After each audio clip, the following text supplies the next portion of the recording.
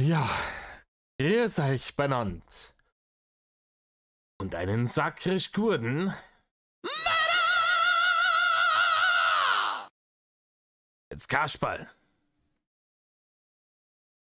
Ja, es ist wieder Januar. Die Met-Produktion läuft auf vollen Touren.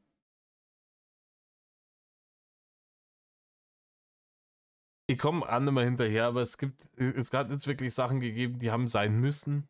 Das Conky-Thema wollte ich nochmal da ansprechen. Da habe ich euch jetzt gerade noch ein Video rausgemeldet, das 2 Stunden dauert. Deswegen schaue ich, dass die Scheiße jetzt kürzer abwiegle. Hier sind wir bei 8 Minuten 42 Rohmaterial.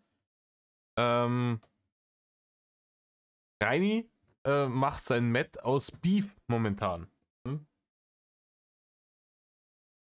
Weil er versucht überall irgendwie Beef zu machen. Reini, wenn du dir schon selber die Haare schneidest, dann schneidest du an beiden Seiten gleich. Und nicht vergessen, ja, wenn ihr diesen TikTok Reini seht,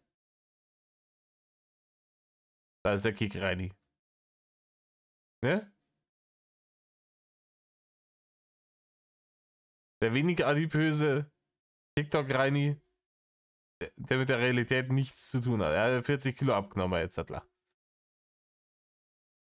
Ofi hat gestern ein Video rausgelassen, dass er sich, glaube ich, gut überlegt hat. Ich glaube, Ofi haut unüberlegt so ein Video nicht raus, weil es sind halt schon schwerwiegende Anschuldigungen. Ein Teil hier praktisch einer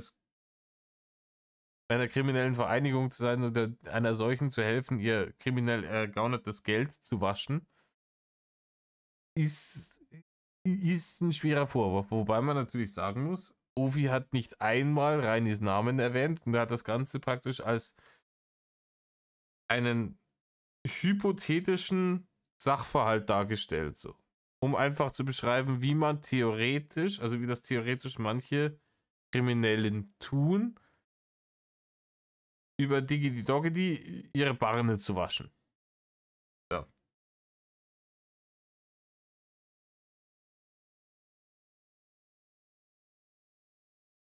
Reini ist darauf angesprungen wie ein tollwütiger Köter und hat jetzt ein 8 Minuten Edzardler Statement Ansage an Ofenkäse rausgelassen. Wir schauen das Ganze bei Taddel aus Rasten. Den verlinke ich euch natürlich in der Videobeschreibung. Und dann würde ich sagen, gehen wir einer. Ding. Hochzeichera, Sammermehrer und so weiter und so fort. Bla bla bla. Gehen wir einer in Rainer.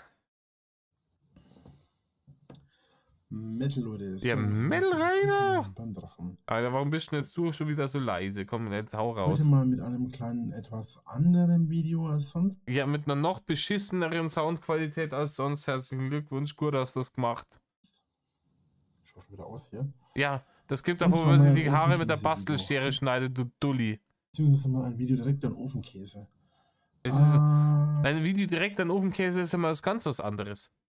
Also du hast ja praktisch noch nie über Ofenkäse geredet. Das ist ja ein ganz neues Thema. Bin ja gespannt. Das war ein Vorwurf. Ja. Hör auf, anderen Leuten irgendwas vorzuwerfen, was du selbst betreibst. Klar kennst du dich im Thema Geldwäsche extrem gut aus. Machst das ja schließlich selber. Reini. Der liebe Ofenkäse hat deinen Namen nicht einmal erwähnt, als es um das Thema ging. Du bist jetzt 30 Sekunden in deinem angemetteten Idiotenvideo und hast ihm jetzt gerade Geldwäsche vorgeworfen. Das ist Verleumdung. Da kann der gerichtlich dagegen vorgehen. Insofern du keine Beweise hast, dass ein Ofenkäse tatsächlich Geldwäsche betreibt. Ich persönlich bin Sonderschüler. Ich bin dumm, ich bin hässlich, ich bin ein Vollspack. Ich möchte da nicht widersprechen, Rainer. Aber ich verstehe nichts von Geldwäsche. Ich Ist richtig, deswegen machen das ja andere Leute dann glaube auch, dass ich der in diesem hypothetischen Szenario. letzte Mensch bin, dem man irgendwie nachsagen kann, dass ich Geldwäsche betreibe. Rainer, du bist immer der letzte Mensch. Ne? Du bist der allerletzte Mensch, dem man nachsagen kann, dass er rassistisch wäre, obwohl du eigentlich permanent rassistische Scheiße rausgeknödelt hast in den letzten 12 Jahren. Du bist der allerletzte Mensch, der irgendjemanden ausnutzt, obwohl du eigentlich jeden Menschen ausgenutzt hast, der dir jemals irgendwie was Gutes wollte. Du bist der letzte Mensch, der irgendwie Leute nach ihrem Äußeren beurteilt, aber fette Madeln kann man dir nicht in die Kiste. Du bist der allerletzte Mensch, der irgendwelche Voraussetzungen stellt, wenn es um irgendwelche Beziehungen geht, weil das ist ganz fürchterlich. Aber folgende Voraussetzungen sollte die Frau dann schon erfüllen, damit sie sich dem Lord als würdig erweist. Rhabarber, Rhabarber. Du bist der allerletzte Mensch, der über irgendwelche komischen Kindergeschichten reden würde, obwohl du die dergleichen schon mehrfach irgendwie geschrieben und im Weltnetz verbreitet hast. Du bist immer der allerletzte Mensch. Rainer, wenn du der allerletzte Mensch bist, in allem, was du sagst, dass du der allerletzte Mensch bist, dann möchte ich den allerersten Menschen jetzt sehen. Und Und, dann werden wieder Menschen mit hineingezogen, mit denen ich überhaupt nichts zu tun habe. Und Rainer, ich erinnere daran, als letzte Mal, als du behauptet hast, dass du mit bestimmten Leuten nichts zu tun hast, hast du kurz darauf versehentlich deine WhatsApp-Verläufe mit diesen Leuten geleakt, mit denen du ja angeblich nichts zu tun hast. welcher andere Schwachsinn erzählt. Also Ofenkäse, wieso kennst du dich so gut mit dem Thema Geldwäsche aus? Rainer, der hat sich informiert, hast du das Video nicht gesehen? Er hat ja gesagt, ich habe mich mit jemandem informiert, einen Insider gesprochen, der sich da auskennt, wie das dann gemacht wird. Und er hat das penibel aufgedröselt, was der ihm erzählt hat. Rainer, er hat sich, ich weiß, das ist wieder ein vollkommen fremdes Konzept für dich. Sich vorher informieren, bevor man das unqualifizierte Arschloch aufreißt und Dünnsches ins Internet sprüht, vollkommen irre. Ne? Kann er überhaupt nicht nachvollziehen. Naja, du machst seit Jahren nichts anderes, als meine Videos zu stehlen, damit Geld zu verdienen und wer weiß noch, was du alles mit dem Geld noch sonst so machst. Ich bitte. Reini, was Ofi macht, ist vom Zitatrecht gedeckt. Was du machst, ist, naja, Musikinhalte stehlen von den Leuten, die die Rechte darauf haben und damit Geld in Anführungsstrichen verdienen. Ich persönlich bezweifle, dass du die Kohle, die du mit meinen Videos verdienst, die du klaust und dann neu reactest und dann als Reaction, neutrale Berichterstattung und natürlich als... Reini, Ofi hat nie behauptet, dass er neutral ist.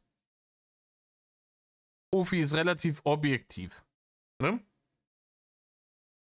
Aber natürlich mag auch Ofi dich nicht. Das war der Grund, Funke, der dazu geführt hat, dass er diesen Kanal aufgemacht hat.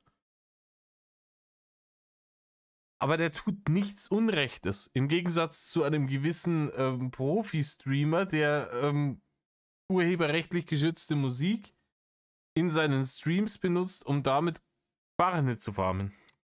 Anschauungsmaterial veröffentlichst. So. Neutral bist du nicht. Das haben wir in der letzten Zeit öfter festgestellt. Hat er auch nie behauptet, dass er neutral ist. Du hetzt andere Leute auf? Nein, Reini, im Gegenteil. Im Gegenteil, ganz ehrlich, ich würde sogar behaupten, du hättest seit dem Schanzenauszug deutlich mehr erleiden müssen, wenn es einen Ofi nicht gäbe, der mit seiner riesengroßen Reichweite den Leuten immer gesagt hat, Leute, bestellt da bitte keine Pizzen hin. Bitte haltet euch ans Gesetz, bitte zieht da keine Unschuldigen mit rein. Ja? Macht euch bitte nicht strafbar, was er immer und immer und immer und immer wieder betont hat. Und wenn es jemand macht, der so eine große Reichweite im Game hat, hat das einen Impact. Und zwar tatsächlich einen positiven Impact für dich und die Menschen um dich herum. Sprich, eigentlich solltest du dich bei Ofi bedanken. Weil ansonsten wären nämlich die letzten 2 Jahre für dich noch mehr die Hölle gewesen, als es so oder so schon war. Der Mann hat die Leute ausgebremst. Aber das geht in deinen Wurstschädel schon wieder nimmer rein. Du siehst einfach nur, Ofi macht Barne auf YouTube, du darfst keine Barne auf YouTube machen, dann wärst gelb vor Neid und dann wird wild um sich geschlagen.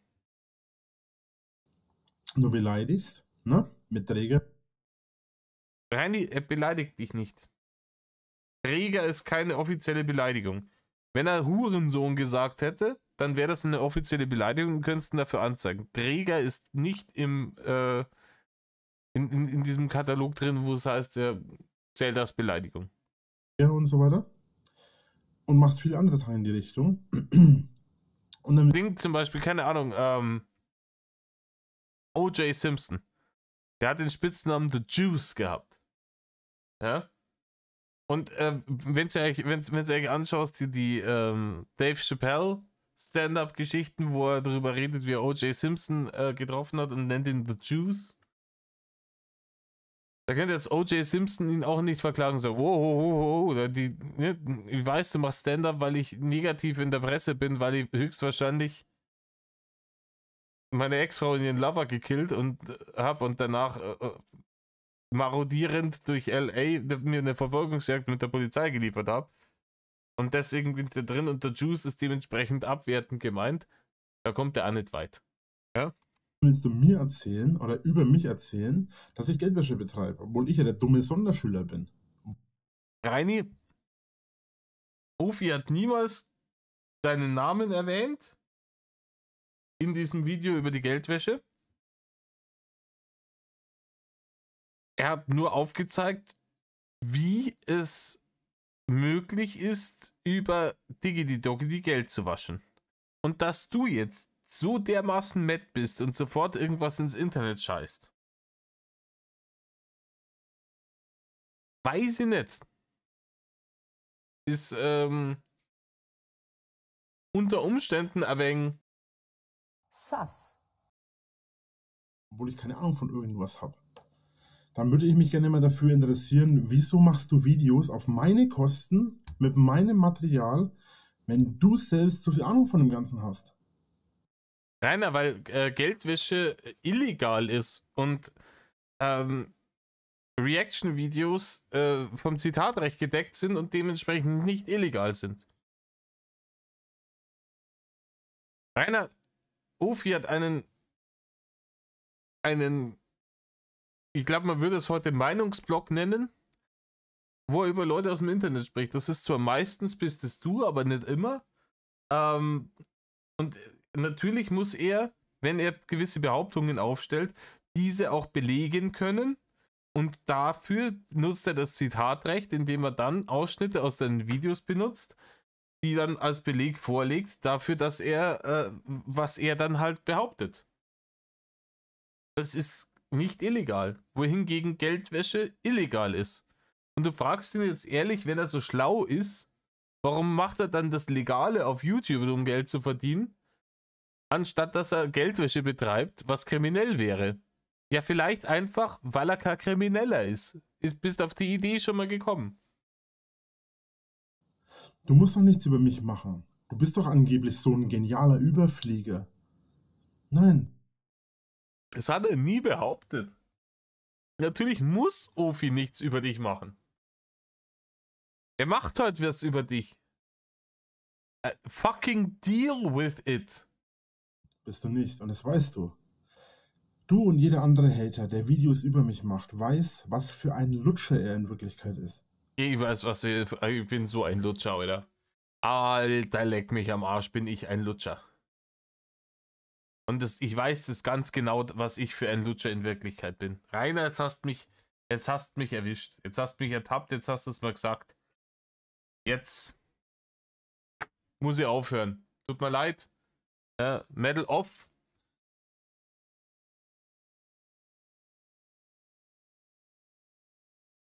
Meinst du jetzt, das bringt irgendwas, die Leute irgendwie als Lutscher zu beleidigen, die über dich sprechen? Und die hören deswegen auf. Rainer, ich habe jetzt in den letzten paar Videos seitdem ich jetzt im Januar wieder angefangen habe, Videos zu machen, fast in jedem Video irgendeinen neuen Shoutout machen können. Für irgendwelche Kanäle, die neu ins Game reingespielt worden sind in den letzten Wochen, Monaten. Rainer, es wird nicht aufhören, wenn du nicht aufhörst.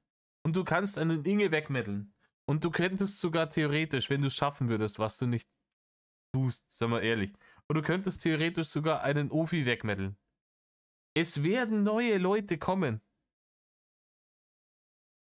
Es werden neue Leute kommen und es wird so lange gehen, bis du endlich einsiehst, dass das Internet nicht dein kleines Reich ist, in dem du wie ein Diktator herrschen darfst.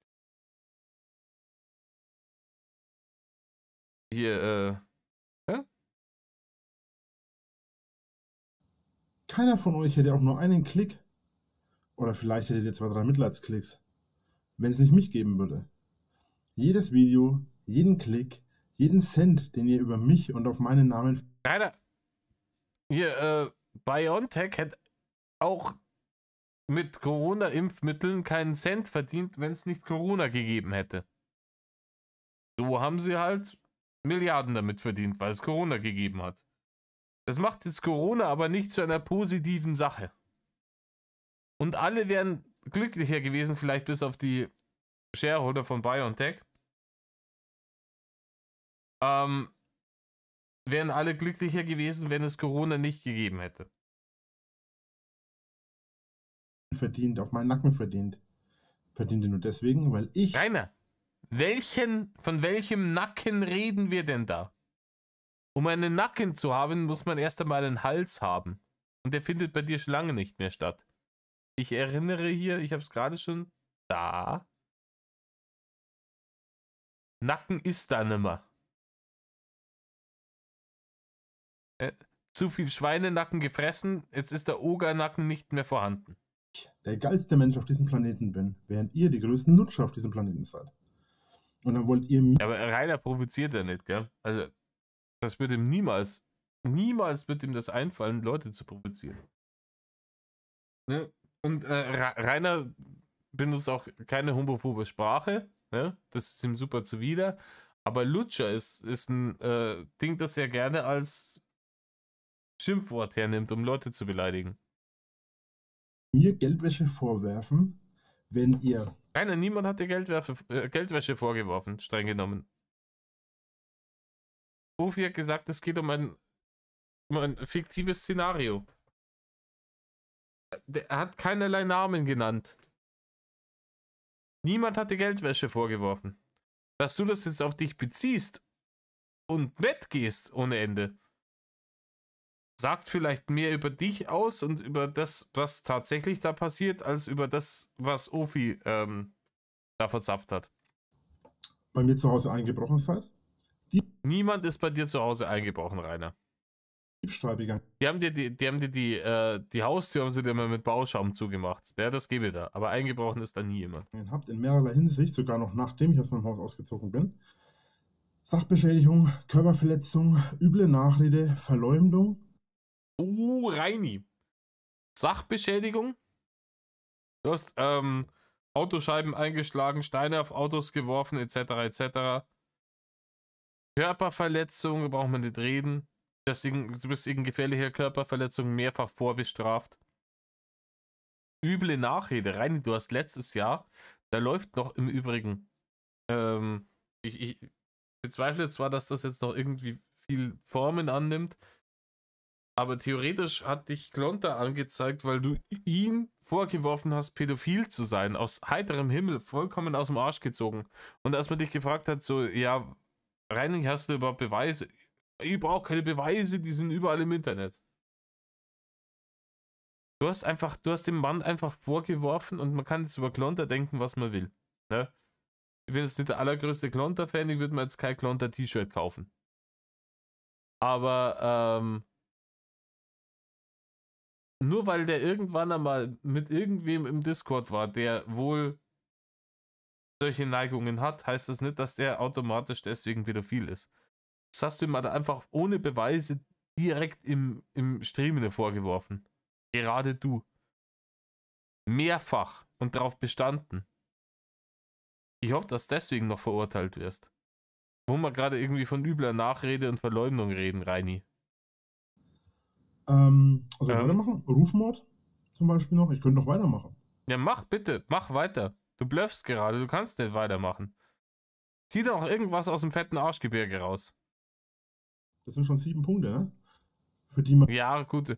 Verleumdung, üble Nachrede und Rufmord, das kannst du mehr oder weniger in dieselbe Schublade stecken, ne? Dann sind es noch 5. Eingebrochen ist bei dir auch niemand. Also zumindest nicht in die Schanze. Ja, in dein Ding, aber in die Schanze ist keiner, dann sind wir bei 4. Körperverletzung hat dir gegenüber auch keiner begangen, weil die tatsächlich nämlich Edzardler Notwehrsituationen hatten, weil du rausgemeddelt bist und die Leute angegriffen hast mit irgendwelchen Stecken. Die einzige Körperverletzung, die du dir begangen, die hast du dir selber begangen, den Zahn hast du selber aus der Fresse rausgemeddelt. Und die Narben am Arm, die hast du, weil du in deinen eigenen scheiß Stacheldraht gelangt hast, weil du nicht mehr ganz durchbachen bist.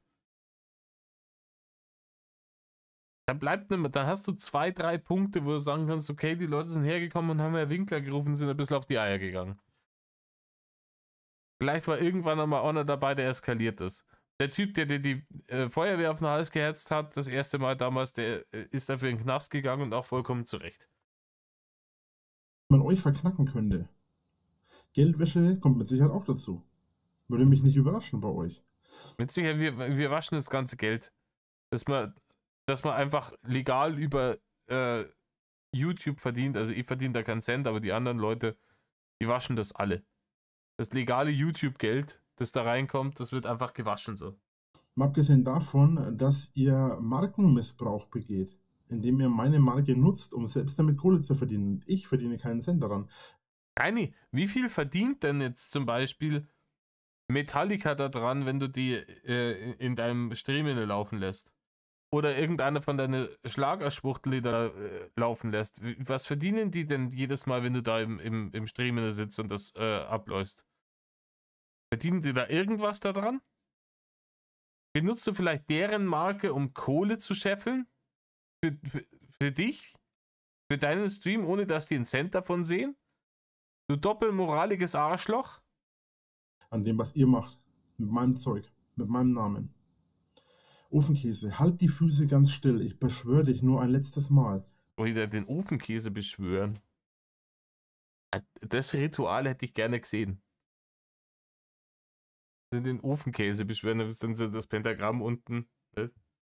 Und dann hast du Duftkerzen mit Käsegeschmack an jedem Ende von dem Pentagramm. Und dann, was hast du? Ofenkäse auf Lateinisch? Halt die Fresse.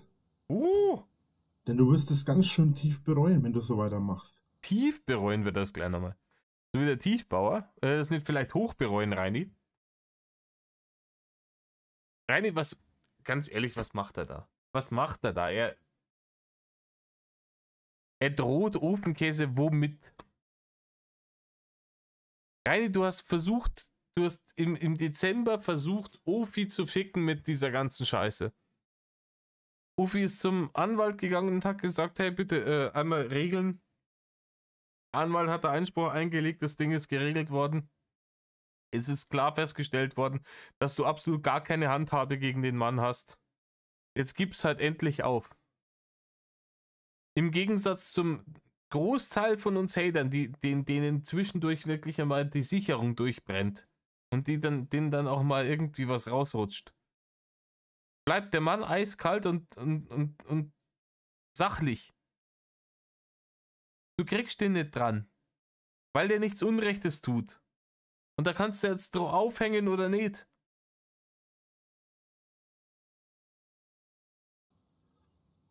Ich hab's dir schon gesagt, Klonter steht schon am Rande vom Knast. Das gleiche gilt noch für einige andere, die nicht mehr aktiv sind. Einige andere. Ja, das sind alles die über Telegram, ne? Und den ganzen Dingen. Und die Leute, die Geld mit dir verdienen, da bin ich ja komplett raus. Ich habe weder Telegram, noch habe ich Twitter, noch habe ich sonst irgendwas, noch verdiene ich einen Cent mit dieser Scheiße hier. Aber ist alles klar. Klonter steht schon mit einem Haxen im Knast. Rhabarber, Rhabarber, Rhabarber. Warum sind die wohl alle weg? Was ist mit denen allen passiert? Ich habe im letzten Die haben, ganz viele von denen haben irgendwann keinen Bock mehr drauf gehabt. halben, dreiviertel Jahr habe ich so viele von denen einen nach dem anderen weggemeddelt. Weggemeddelt, oder? Hast du die weggemeddelt? Wen hast du alles weggemeddelt? Im Übrigen, wegmeddeln ist ein Hater-Begriff. Bannhammer, bann dich mal selber, du Depp. Das Einzige, was du weggemeddelt hast, waren irgendwelche Restream und Reuploader. Und wir kriegen die Scheiße trotzdem irgendwo her. Und in dem Moment, in dem man da ein eigenes Werk daraus macht, was vom Zitatrecht gedeckt ist, bist du lackiert. Und auch wenn du sämtliche Netto-Reuploads wegmeddeln kannst, die Schandtaten, die du ins Internet scheißt, werden trotzdem weiter erhalten bleiben, weil du erstens kannst du niemals alles wegmeddeln. Und zweitens gibt es immer mehr Leute, die darauf reagieren. Es gibt immer mehr Leute. Deswegen gebe ich jedem kleinen Kanal, der mir irgendwo reingespült wird, der halbwegs sympathisch ist, der jetzt, keine Ahnung, wenn sollte irgendwer fragwürdige Scheiße rausposaunen, dann wird es schwierig, aber ansonsten gebe ich jedem kleinen Kanal, der mir in den YouTube-Feed reingespült wird, der irgendwas gegen dich macht, gebe ich einen Shoutout. Wenn er halbwegs anständige Geschichten macht. Weil wir werden jeden Tag mehr. Du kannst so viele wegmeddeln, wie du willst. Du bist der Nächste auf der Liste. Und glaub mir, Junge, Geldwäsche habe ich nicht nötig, weil du und andere wie du so viel Kohle auf meinen Nacken gemacht haben, dass ihr für den Rest meines Lebens arbeiten werdet, damit ich von eurer Kohle lebe, weil ihr mich bestohlen habt und das seit 10 Jahren. 12 Ja. Willkommen in seiner Märchenwelt. Der Mann erzählt uns, dass er keinen Realitätsverlust hat. Jahren. Und ich will den Rest meines Lebens, die nächsten 30, 40 Jahre auf euren Nacken leben. Ja. Rainer, die nächsten 30, 40 Jahre, du hängst irgendwann in 10 Jahren hängst du tot vor der Kamera. Das verspreche ich dir, weil du vollkommen ignorierst, welche Alarmsignale dir dein Körper schon seit Jahren gibt. Du nimmst stattdessen lieber hier einen Filter auf TikTok her, damit du denn selber in der Kamera das dünnere Gesicht siehst und sagst, so schlimm schaut's gar nicht aus. Ja? Ich bin ja gar nicht so fett. Ich bin ja bumper gesund eigentlich und in Wahrheit schaust du so aus. Ja? Das schaut so, in Wahrheit schaust du aus wie jemand, der versucht hat, so ein Pfannkuchen durch so einen Flip in der Pfanne zu wenden und das Ding ist irgendwo an die Wand geklatscht. So schaut dein Gesicht aus. Ohne diesen Filter. Du betrügst dich selbst, Rainer. 30, 40 Jahre. Rainer, wenn du 45 wirst, dann verliere ich eine Wette. Wenn du 45 wirst, verliere ich Geld. Aber ich bin relativ optimistisch. Also was mal Geld angeht. Nicht was deine Lebenserwartung angeht. Versteh mich nicht falsch, ich wünsche dir nicht den Tod, aber ich gebe dir nicht mehr wie 10 Jahre. Realistisch betrachtet, solche Leute wie dich, so unverbesserliche, die komplett auf ihre Gesundheit scheißen, die machen es nicht länger wie 45. Warum? Weil ihr Diebstahl begeht, Sachbeschädigung begeht, üble Nachrede, Verleumdung, vermutlich mehr als einmal Im Übrigen, ja, Diebstahl, Sachbeschädigung, wir haben es gerade durchgegangen. Finanzsteuerbetrug und was weiß ich alles. Finanzsteuerbetrug. Gibt es einen anderen Steuerbetrug auch, der nichts mit Finanzen zu tun hat? Kann ich meine Steuern jetzt vielleicht auch irgendwie, keine Ahnung, in Rüben bezahlen oder in Pornhub-Videos oder in Barne oder... Und das werft ihr mir immer alles vor. Warum werft ihr mir das vor? Weil es offensichtlich ist, Rainer. Es ist ein naheliegender Gedanke, wenn man die einzelnen Umstände betrachtet. Ist das ein naheliegender Gedanke? Nachweisen kann ich dir jetzt da nichts. Ich werde jetzt nicht vorwerfen, du würdest tatsächlich Geldwäsche für irgendwelche dubiosen Kriminellen betreiben. Aber wenn man sich die ganzen Umstände betrachtet, könnte man den Eindruck bekommen. Weil ich sowieso schon kontrovers dastehe und weil ihr auf die Art und Weise verleugnen könnt, was ihr für Scheiße baut. Ihr seid es, die eine Scheiße nach der anderen bauen. Ihr habt Ja, wir sind Leute, die hergehen und die Scheiße bauen. Wir werden dann, auf jeden Fall kommen wir alle in den Knast für Scheiße bauen. Ja, das ist der Scheißebauparagraph. Ja? Und dann heißt Herr Ofenkäse, Sie sind hier heute vor Gericht, Ihnen wird vorgeworfen, nach Paragraph so und so des Lex Winkler Scheiße gebaut zu haben. Mindeststrafmaß Tod durch Snoo-Snoo. gefühlt 100 Straftaten in nur einem Jahr begangen. Rainer, gefühlte Straftaten sind keine richtigen Straftaten. Begangene Straftaten, so wie die du begangen hast, sind Straftaten. Was du fühlst an Straftaten, ist rechtlich vollkommen irrelevant. Vermutlich sogar mehr. Und was du vermutest, geht nur weiter an Gully runter. Und von diesen Straftaten, die ihr begangen habt, habt ihr immer abgelenkt. Nö, es gab keinen Einbruch beim Drachenlord. Doch, den gab's. Rainer, in der Schanze wurde nicht eingebrochen. Es gab den Einbruch in deinem Lager. Und der ist von allen halbwegs seriösen Reactern, auch von mir, auch von einem Ofi, auch von einem Ani, von allen, auch sogar von einem Serial Talk verurteilt worden. In dieses Lager einzubrechen, war eine Straftat und das ist zu verurteilen. Egal wer es getan hat. Punkt. Und ein Ofi hat nie was anderes behauptet, als das ist eine Straftat und es geht nicht. Sowas darf man nicht bringen. Wir leben in einem Rechtsstaat, das ist verboten und es gehört mit der kompletten, vollen Härte des Gesetzes bestraft. Punkt um. Was aber auch mit der Härte des Gesetzes bestraft werden müsste, ist, jemandem eine Taschenlampe über die Rübe zu nudeln. Weil man einfach matt ist wie ein Stall voll Affen und sich nicht unter Kontrolle hat. Oder anderen Leuten mit Pfefferspray ins Auge zu sprühen. Und zu riskieren, dass sie erblinden. Oder dass sie vielleicht einen anaphylaktischen Schock erleiden und daran verrecken. Dafür sollte man dann zum Beispiel wegen gefährlicher Körperverletzung ins Camp Knacki gehen. Da gehörte man theoretisch auch mit der vollen Kraft des Gesetzes bestraft. Ja? Oder wenn jemand Swatting betreibt und der Typ ist im Knast gelandet und definitiv zu Recht. Nö, es gab keine Rufmord bei Drachenlord. Doch. Rainer, deinen Ruf, den hast du selber ermordet. Da haben wir überhaupt nichts dazu getan. Dein Ruf war spätestens dann vollkommen unwiderruflich am Sack, als du deine Pornhub-Videos hochgeladen hast.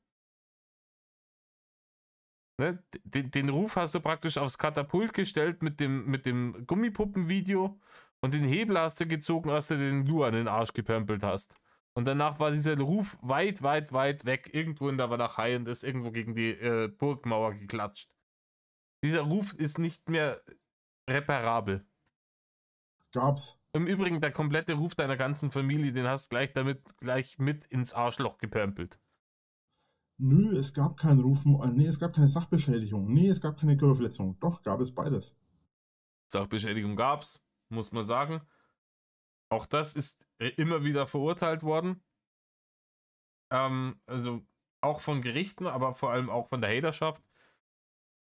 Und bei der Körperverletzung, derjenige, der rausgegangen ist und immer wieder eskaliert hat und der die körperlichen Konfrontationen begonnen hat, das warst jedes Mal du. Das heißt, sprich, letzten Endes tatsächlich sogar, waren die Hater, die dir auf die Fresse gehauen haben, diejenigen, die Edzardler tatsächlich sogar aus Notwehr gehandelt haben. All das, was ich aufgezählt habe, ist in den letzten 10 Jahren wiederholt passiert. Während ich mich verteidigen musste und dabei jemanden auf die Fresse gehauen habe, wo ich in meinem Haus lebte und meine Ruhe wollte, niemanden auf die Sack gegangen bin, nicht mehr aus dem Haus gegangen bin. Rainer, du bist permanent aus dem Haus gegangen, obwohl dir die Pinea permanent gesagt hat, Herr Winkler, bleiben Sie im Haus. Wenn Sie rauskommen, dann eskaliert das bloß. Bleiben Sie einfach drin, wir regeln das. Ja, bitte lassen Sie es nicht eskalieren, damit da nichts passiert und so weiter und so fort. Und du bist jedes Mal wieder rausgemeldet. Jedes Mal bist du wieder rausgemeldet. Und die haben gesagt, Herr Winkler, wenn die da draußen stehen und die tun nichts, sondern die rufen einfach nur Herr Winkler, dann einfach ignorieren. Nix ist raus, bis du Gebrüll, heult, getanzt, das ganze Programm. Und trotzdem kamen die Leute zu mir und haben bei mir Stress gemacht. Wacht mal auf, meine lieben Hater. Rache, erwache.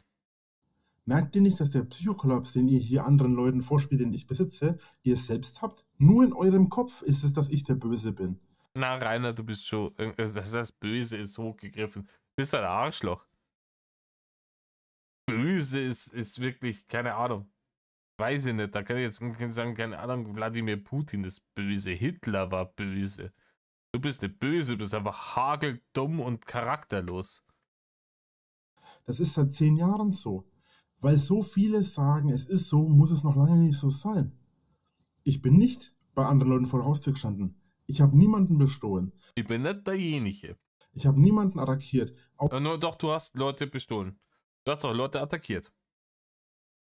Außer wenn ich mich verteidigen musste. Nein, stimmt nicht. Du hast auch Leute attackiert, ohne dich verteidigen zu müssen. Immer und immer und immer wieder. Und das hat mit Schanzenseiten nicht aufgehört. Das war da an den diversen Bahnsteigen und in diversen Zügen auch immer wieder dieselbe Scheiße. Außer um mich zu verteidigen oder meinen Besitz oder das wenige, was ich hatte. Viele werfen mir vor, ey, du bist immer rausgegangen vor deiner Haustür und hast die Leute angegriffen, hast Ja, richtig. Das ist auch so. angeschrien. Leute, mein Haus war mein Rückzugspunkt. Das war der Ort, an dem ich mich zurückgezogen habe, damit Ja, Rainer, dann hättest du dich ja vielleicht einmal da drin zurückziehen sollen und nicht jedes Mal rausmädeln wie die allerletzte Wildsau und die Leute anbrüllen und ihnen Pfefferspray ins Gesicht sprühen und mit Äxten nach ihnen werfen und ihnen Tassen an die Rübe schmeißen und Ziegelsteine und nicht alles. Oder mit dem Bogen auf sie zu schießen. Dann hättest du dich halt einfach da drin zurückgezogen. Und wenn du dann nur die Polizei gerufen hättest, zu den Situationen, wo es tatsächlich notnötig gewesen wäre, dann wären die auch gekommen und dann hätten die dir auch geholfen. ich mit niemandem irgendwie in Stress komme. Wo soll ich mich noch zurückziehen? Ich hatte keinen Rückzugspunkt sonst. Rainer, du hättest dich aus dem Internet zurückziehen sollen. Das hätte alle deine Probleme von heute auf morgen gelöst. Ich nicht. Wie hätte ich irgendwo ohne Sorgen hingehen können? Ohne Angst haben zu müssen, dass die Leute meine Sachen klauen. Was sie dann da tatsächlich getan haben. Rainer, niemand hat dann deine Sachen aus der Schanze geklaut. Es haben Leute Sachen dann aus deinem komischen Lager geklaut. Aber du hättest ganz ehrlich einfach dich aus dem Internet zurückziehen, ein bisschen Gras über die Sache wachsen lassen, dann wäre nie wieder irgendjemand gekommen und dann hättest du ein ganz normales Leben führen können. Auf Festivals hättest du wahrscheinlich immer noch nicht gehen können, weil da hätten sie dich erkannt. Es sei denn, du hättest vielleicht tatsächlich 150 Kilo abgenommen, aber sagen wir mal ehrlich, ne? Kurz nachdem ich aus dem Haus raus bin, haben die mein Haus leer geräumt. Das, was sie noch gekriegt haben, haben sie alle geklaut. Rainer, das war da schon seit 3 Monaten nicht mehr dein Haus. Und das bisschen Schrott, was die da rausgenommen haben, ja, das ist halt Klump, was die, wofür die Gemeinde nicht mehr hat bezahlen müssen, damit es im Container landet. Also da ist doch jedem dann ein Dienst erwiesen worden. Und danach haben erst die Stadt das Zeug leer geräumt. Und sogar danach ist immer noch Scheiße passiert. Und dann haben die noch mein Lager ausgeräumt und alles. Leute, macht euch mal klar im Kopf, ja, das gilt für alle Zuschauer hier dieses Videos, macht euch mal klar im Kopf, was die Hater über die letzten 10, 12 Jahre angestellt haben. Es wurde im Oktober letzten Jahres, wurden es 10 Jahre, dass ich Hater vor meiner Haustür stehen hatte. Und es wurden 10 Jahre, dass Leute Diebstähle begangen haben. Ach Schmarro, wer hat denn Diebstähle begangen? Meinst du das gegen Hater-Schild, das du da draußen aufgestellt hast, ja, das ist halt wirklich nicht viel wert gewesen. Beschädigung und Körperverletzung. Ach, Und Rufmord ganz zu schweigen. Übler Nachrede noch dazu. Ja, du wiederholst dich schon wieder. Ich habe vorhin erklärt, warum es alles Bullshit ist. Und ihr wollt mir erzählen, dass ich der Böse bin? Nein, ich habe nie gesagt, dass du der Böse bist. Ich habe einfach gesagt, dass du ein Arschloch bist. Weil ich mich gegen Menschen verteidige? Nein, du bist nicht ein Arschloch, weil du dich gegen Menschen verteidigst. Du bist ein Arschloch, weil du dich wie ein Arschloch benimmst. Wenn ich Leuten auf die Fresse gehauen habe, lag das daran, dass ich keinen Dass du ein Arschloch bist, Rainer. Rückzugspunkt mehr hatte. Ich konnte nirgendwo hin ausweichen. Rainer, du hast doch die Chance als Rückzugspunkt gehabt. Das hast du doch jetzt gerade verzeugt. hatte keinen Ort, an den ich ausweichen konnte. Die Hater stattdessen, die konnten zu mir, haben bei mir Stress gemacht und hatten dann ihren Ausweichpunkt, dass sie nach Hause gehen konnten oder sonst wohin, weil sie wurden nicht behelligt. Ja, die wurden nicht behelligt, weil die nicht gesagt haben, im Übrigen, das und das ist meine Adresse, bitte kommt her und kauft meine Poster, und wenn ihr dann da seid, dann behandle ich euch wie die allerletzten Arschlöcher und sorge dafür, dass mehr von euch kommen. Und dann setze ich mich ins Internet und beleidige euch so lange, bis noch mehr von euch kommen. Das haben die alle nicht gemacht. Die sind einmal bei dir vorbeigemettelt, haben den Winkler gerufen und sind wieder gefahren. Also denkt da mal drüber nach, wer hier wirklich der Böse ist. Ich bin es ganz sicher nicht.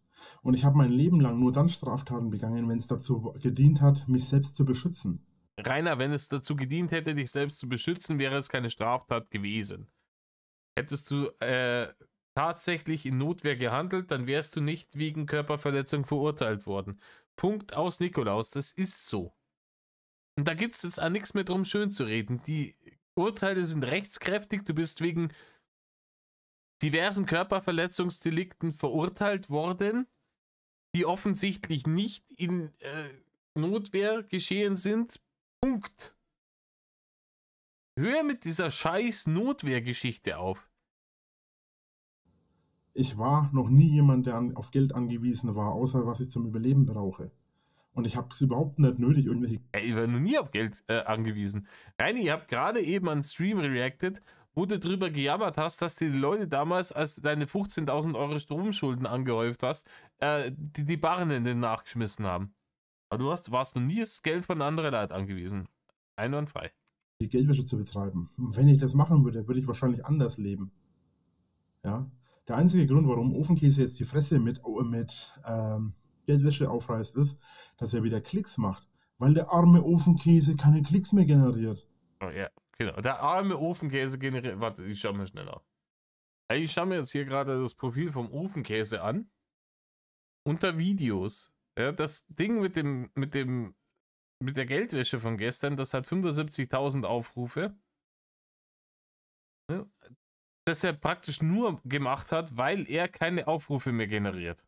Ja, das brauchen wir jetzt gerade im Hinterkopf behalten von Reini. Reini sagt, Ofi hat dieses Video von gestern, das aktuellste Video, mit seinen 75.000 Aufrufen, wo es um die Geldwäsche geht, nur gemacht, weil er keine Klicks und keine Aufrufe mehr bekommt. So, jetzt gehen wir mal zurück, das Video davor. Ja? Und er macht das schon wieder, die GEMA, Musik, Streaming etc. bla bla. 107.000 Aufrufe. Spotify macht ernst, Bücher und Vorlieben, neutrale Stimmung. 97.000 Aufrufe. Neue Frisur, GEMA, Spotify, schönere Traumwelt, 110.000 Aufrufe. Gong und der utopische Doppelstream, 120.000 Aufrufe. 12 Stunden Gaming-Stream mit Sekiro, dann das himmlische Komödie, bla bla, 105.000 Aufrufe. Jetzt geht's ans Eingemachte, 91.000 Aufrufe. Genauso, er ist nicht zufrieden mit Herrn Solmecke, auch 91.000 Aufrufe. Interview mit Solmecke, 95.000 Aufrufe. Demo vor dem Bundestag, 107.000 Aufrufe und so weiter und so fort. 105, 83.000, das war aber ein schwaches Ding. Ne, über Kinder in der Kommune 111.000, 100.000, 111.000, 126.000, 102.000, 108.000, 90.000. Komisch, irgendwie kommt mir das gar nicht so vor, als hätte der ein Problem damit, dass er zu wenig Klicks macht. Reini, das schaut eher so aus, als hätte Ofi wirklich einfach die letzten Wochen konstant immer irgendwas zwischen 90 und 120.000 Klicks auf seinen Videos. Ja, aber das würde dann doch vollkommen dein Narrativ ficken, indem du behauptest, er redet jetzt von dieser Geldwäsche-Geschichte nur der Klicks wegen. Oder verstehe ich da jetzt was falsch? Der generiert keine Klicks mehr und die ganzen anderen YouTuber. Er versucht jetzt momentan eine Lücke zu füllen, die momentan Klonter, Mimon und viele andere hinterlassen haben. Welche vielen anderen denn? Reini, Mimon macht seit einem Dreiviertel bis einem Jahr nichts mehr. Profi gibt es schon seit 2 Jahren. Klunter ist aktiv aktuell. Der streamt, der lädt Videos hoch, der hat überhaupt keine Lücke hinterlassen. Der ist aktiv im Game gerade. Welche vielen anderen meinst du denn da? Die Restreamer und Reuploader wirst du nicht meinen, weil das ist komplett anderer Content. Restreamer und Reuploader sind Content für mich und für Ofi und für die anderen Reactor-Kaspern.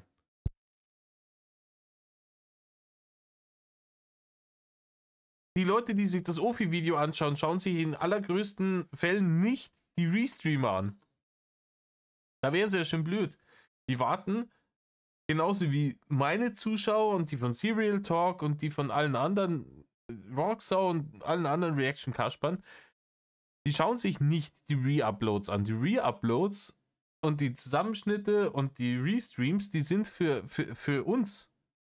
Wir nehmen die, machen dann daraus ein eigenes Werk und laden das hoch. Und das schauen sich die Leute an. Das heißt, Ofi kann auch gar nicht die Lücke füllen, die entstanden ist dadurch, dass irgendwie ein Inge weggemeddelt wurde. Oder ein Fort Blue oder wie sie nicht alle heißen. Laberst Bullshit, Rainer.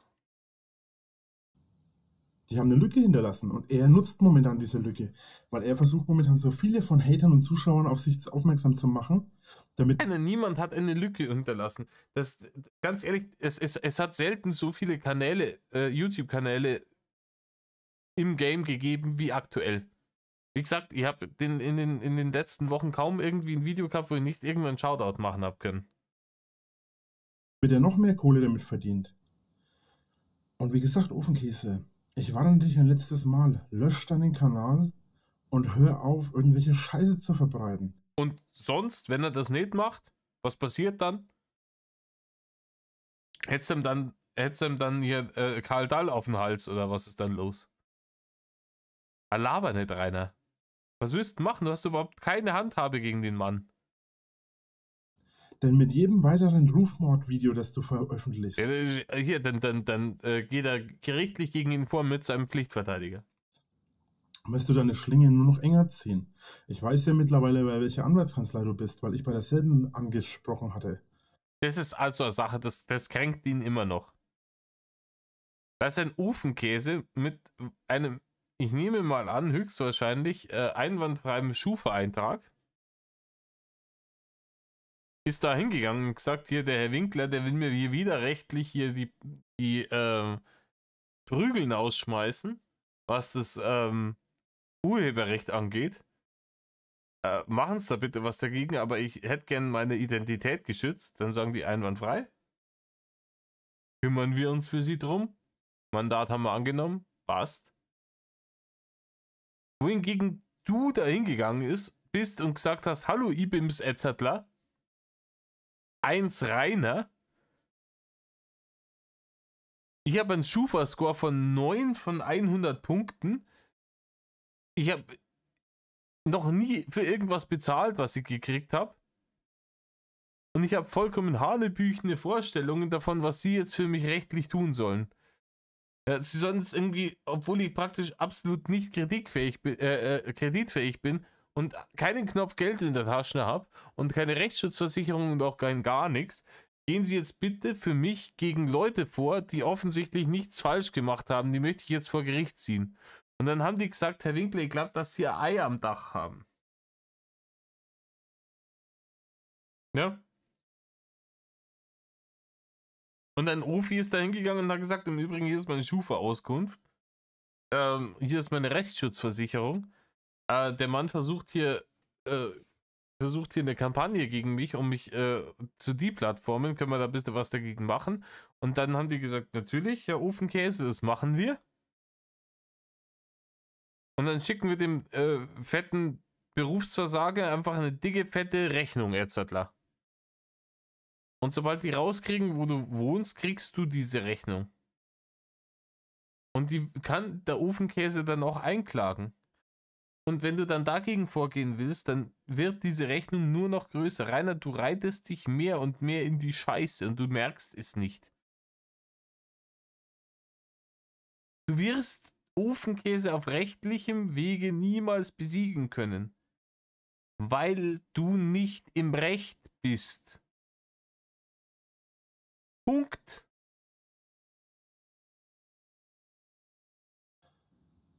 Und damit kriege ich deinen Namen raus? Nein, Rainer, damit kriegst du nicht seinen Namen raus, weil es so ein Vertrauensverhältnis zwischen Anwalt und Mandanten gibt und der nicht die Daten seines Mandanten rausgeben darf. Rainer, du kriegst Ofenkäses Daten nicht raus. Der gibt seinem Anwalt der Vollmacht, dass der den rechtlich vertreten darf und dann ist der Cast bissen. Und dann sagt er, du kennst dich doch selber damit aus, du hast dich doch selber irgendwie beim Einwohnermeldeamt, ne? So, dass man dich nicht mehr finden kann und sowas. Datenschutz ist so ein Ding in Deutschland. Und gerade wenn es ein Anwaltsverhältnis ist. Die dürfen die Daten gar nicht rausgeben, die Anwaltskanzlei. Sogar wenn sie Bock hätten. Sogar wenn sie sagen dann, jetzt haben wir zwar den Ofenkäse, der zahlt uns zwar, aber eigentlich findet man den Reini viel sympathischer. Dann geben wir dem Reini jetzt mal die Daten. Nein, würden sie nicht tun. Und du kannst deinen Arsch darauf verwetten, dass du gegen den alles versuchen kannst und am Ende bist du der Depp, der es zahlt. Weil der einfach juristisch nichts falsch gemacht hat. Wenn ich ihn nicht schon habe. Okay, Reine gegen dich würde ich gerne mal pokern. Aber natürlich bloß, wenn du vorher bar die Kohle auf den Tisch legst. Würde ich gegen dich wirklich gerne mal pokern. Rainer, dich zerlege ich im Pokern, du bist zu einfach zu lesen. Ja, wenn ich ihn nicht schon habe. In dem Moment wäre ich all in gegangen. Als Ofenkäse. Wenn das jetzt ein Pokerspiel wäre und es liegen, keine Ahnung, 3 Herz in der Mitte und ich frage dich, und, Reini, hast du einen Flasch? Na, wenn ich einen Flasch nicht schon habe, dann gehe ich all in. Ja? Und dann nimm ich die auseinander mit einem Ace High oder König hoch oder was auch immer. Ofi, im Ernst. Sei intelligenter, als du von mir behauptest. Denn im Moment stehst du dümmer da als ich. Nein, Reini, im Moment stehst du dümmer da. Und so ein Video macht es nicht besser. Dieses Video hat es dazu geführt, dass du noch dümmer dastehst. Herzlichen Glückwunsch. Und das gilt für jeden anderen Hater übrigens auch. Ja, bitte gerne. Ich stehe richtig dumm da. Ich käme mir so richtig bescheuert vor. Ganz ehrlich. Mein lieber Klonder, wir sehen uns ohnehin vor Gericht. Ja. Und danach kommt eine dicke, fette Rechnung an den Herrn Winkler, weil er einem Klonder vorgeworfen hat, pädophil zu sein und auch nur den geringsten Beweis dafür zu haben. Naja. Wir sind jetzt am Ende von dieser Abnormalität, von einer Scheiße mit diesem wannabe selbstsüchtigen Grinsen, gehen wir jetzt raus aus der Scheiße, ich habe keinen Bock mehr. Leute, macht nicht, was Rainer tut, ein Battle off.